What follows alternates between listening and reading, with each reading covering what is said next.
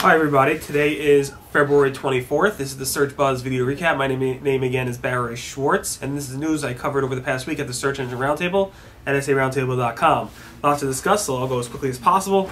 Panda is now 1 year old. It's a 1 year anniversary today for the Panda update. Again, it hit us on February 24th, 2011, and today is obviously February 24th, 2012. Since then, we had several Panda updates to the major Panda update. Some were more major, some were more minor, and I have a whole post describing all those updates. One thing I did a poll about 3 weeks ago asking people to take it, and of those who were impacted by Panda, the original Panda, only 13% said they fully recovered from that Panda incident. If you look at the other, obviously 87% said they did not fully recover and they still have an impact or a negative impact from that Panda update a year later. 58% of the whole total said they pretty much have no recovery. 29% said they recovered but not fully, and only 13% said they recovered completely. There is still that Webmaster World help thread. There's over 8,500 posts in there, so I assume it's probably close to, I don't know, 15,000 posts in general in the Webmaster Help Forum about Panda and people looking for help. We've written well over 80 stories on Panda alone in the past year.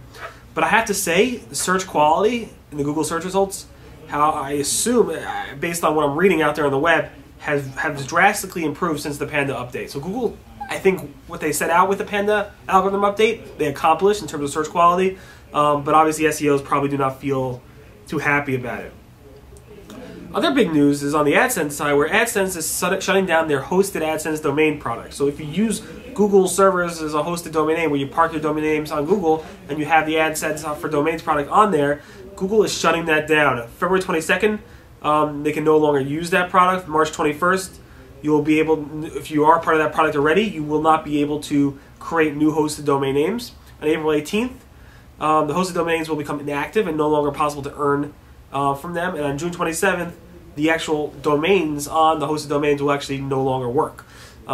So just keep that in mind. There's a whole migration solution there for you. But it does work. AdSense for domain names work on third-party systems as well. So that's still live. There's a lot of controversy around the AdSense for domains product. So if you want, you can take a look at that as well.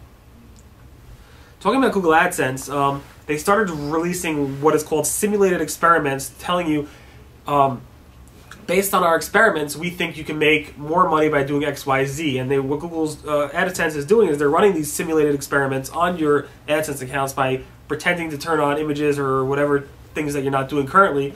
And they're going to say, we think you could earn more money, and might even share, how much money you could earn by turning on those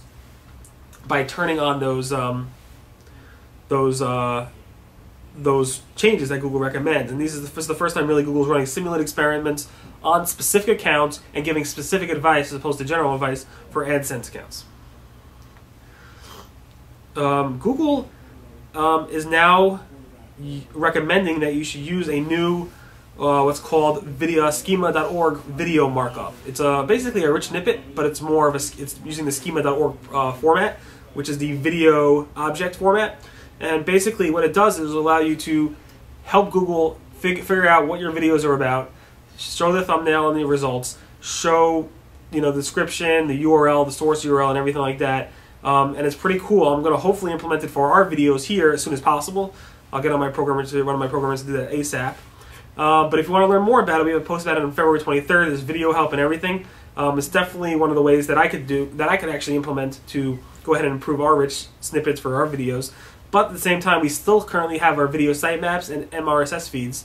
And Google says keep doing that because it helps them discover new content as well. Talking about rich snippets, Google has confirmed something that we saw about a month ago, where they're showing concert results, event results, like upcoming concerts in your area when you do a search for a band. So if you do a search for like Guns N' Roses, if there are events coming up for that band in your area, it'll actually show you those events and when they're coming up, and even show you URLs to different ticket sites that are actually selling those tickets for that band's concert for that event. The interesting part is that now, if you don't have a #1 risk listing for an event, you could actually rank #1 for a band's name by putting rich snippets on your ticket sales website and hoping that Google actually includes you as a ticket sales provider under the band's name. I wonder how much traffic this is going to send to people. It's one of the, I think, few or maybe only places that Google's using third-party rich snippets to actually third-party rich snippets on a major result like that. It's pretty interesting. We posted about it this morning again if you want to take a look at that. More about mobile SEO. We covered this several times.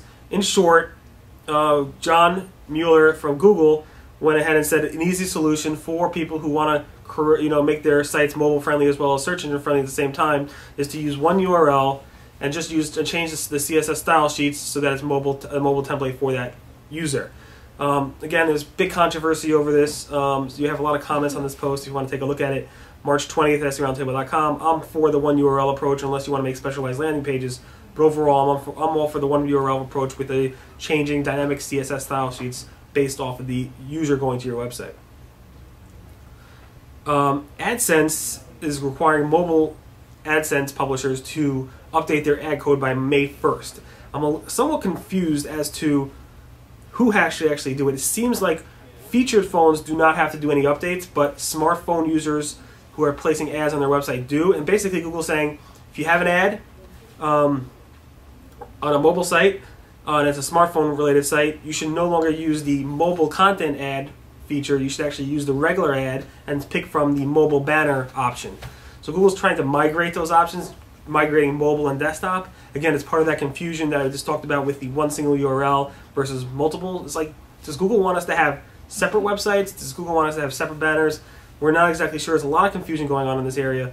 We have a post about that. If you do use mobile AdSense, AdSense on your mobile websites, you have to go ahead and take a look at that post because ad code updates are required by May 1st. Microsoft Ad Center is giving out penalties called Maxim QPR penalties. A Maxim QPR penalty is basically it stands for quality-based rankings, and they did this for disallowed characters. So if you have weird characters, maybe HTML entities or whatever, they actually might penalize or even ban your ads from showing up completely in Ad Center. And there's some posts about that, and we have a post about it on February 21st. Google Images. Google Images added a new cool feature which basically allows you to see related images by just hovering over your mouse over the actual related search phrase. It does save you a step or two. It's a pretty cool feature. I'll show you a screenshot in this video.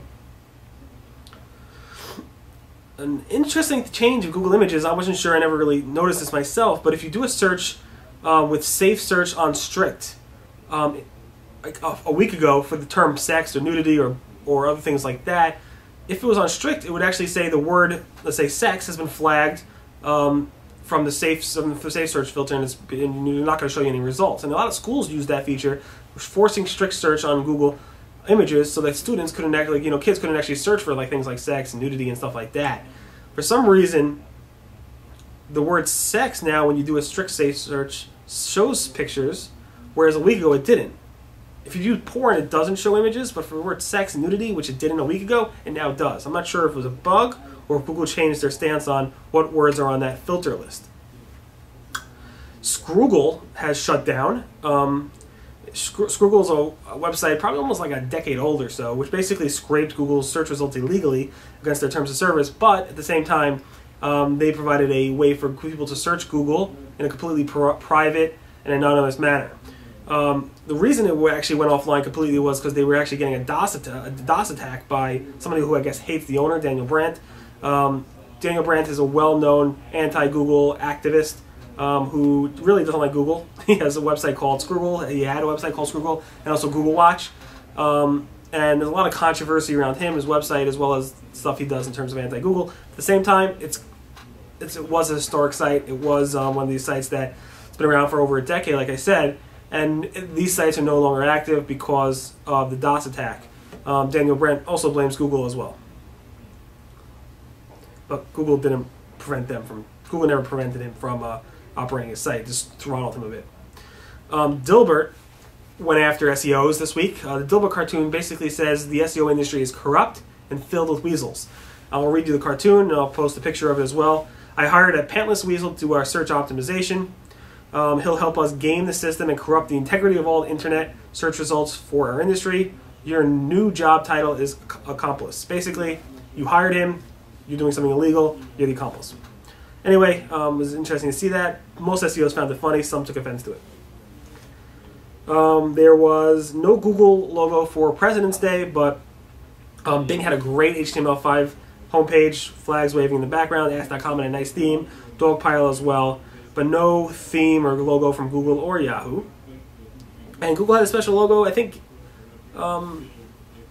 Wednesday, for Heinrich Hertz, who is obviously HZ when you see in the wave, like he was responsible for creating the proving the electrical wave, the electromagnetic wave. He actually proved it back in 1887.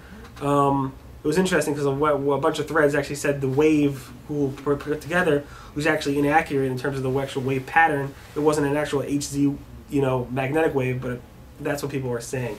In any event, it was a pretty cool logo, and we have a picture on it on February 22nd. It was actually animated GIF that went like this, so it was pretty cool.